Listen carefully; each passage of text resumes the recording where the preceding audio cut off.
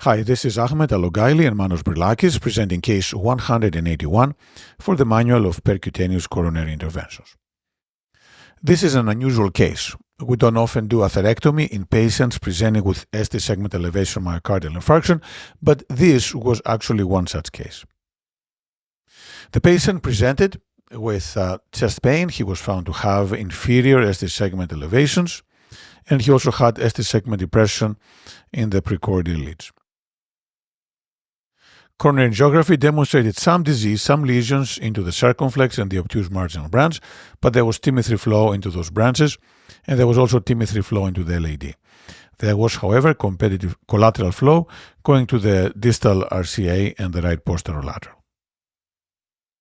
The right coronary artery was occluded, which, in conjunction with the EKG, seemed to be the culprit lesion. So we tried to wire it. We were unable to cross with a workhorse wire, but the polymer jacketed, non-tapered soft wire, a Fielder FC, successfully crossed to the lesion. No restoration of flow. Sometimes this happens once we cross to the lesion, but there's minimal undergrade flow. We had a lot of difficulty delivering equipment. A Sapphire 1.0 by 15 millimeter balloon was delivered, but nothing else would actually cross to the lesion. We did grenadoplasty, which is intentional inflation of a 1.0, 1.5 millimeter balloon until it ruptures, but even after that, no balloon would cross. So there is now a little bit of flow down to the right coronary artery, but still we do not have the ability to deliver equipment, and we had seen from before that there is heavy calcification in the mid-right coronary artery. So given all these difficulties, we changed our strategy. We switched our guide. We were femoral to start with, and we switched to a 7 French AL1 guide, much more support, and we used a guide extension. But even with that, we could only cross the lesion with a 1.0 millimeter Sapphire. So essentially balloon uncrossable lesions. We have done the small balloons. We can advance a microcatheter through it, but we still can't deliver balloons. So what's the next step? We decided to do atherectomy. Again, this is a little counterintuitive. There's always the concern for distal embolization once we do atherectomy in patients with acute thrombotic lesions, and this is a real concern, as we will see in the next few slides. But we were able to do orbital atherectomy, 80,000 RPM, slow speed, and after a few passes, we did have much better flow, filling the distal RCA, as well as filling the right posterolateral. Of course, we can still note that there is actually a cut off distally, so likely some embolization. Now, whether this was due to the atherectomy or due to just opening a lesion with a large thrombus burden, this is very hard to tell.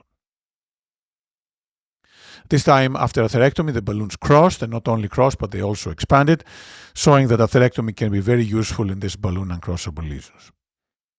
However, despite going and doing some small balloon dilatation distally at the cutoff point, we still have an area in the right PDA that does not feel undergrade. So we used thrombectomy, we used the Penumbra system, the Cat Rx, and did multiple passes distally trying to aspirate, and this helped to restore better flow. We then placed stents in the mid and proximal right coronary artery and got a nice final result. There's still not the best flow in the PDA, maybe still a little distal embolization, but for the most part, we did have good undergrade flow. So to summarize, this is a patient with ST elevation myocardial infarction that had a culprit lesion in the right coronary artery that was heavily calcified and was balloon uncrossable. We did try multiple things, including small balloons, grenadoplasty, the intentional balloon rupture, more support with a different guide and a guide extension, but nothing worked. And eventually what we ended up doing is to use atherectomy. So atherectomy can provide a solution in these lesions that are uncrossable by other equipment, but of course, it does have risks, and one of those risks is the risk of distal embolization.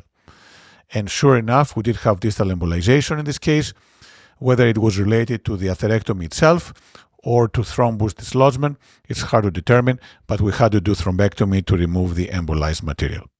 Thank you.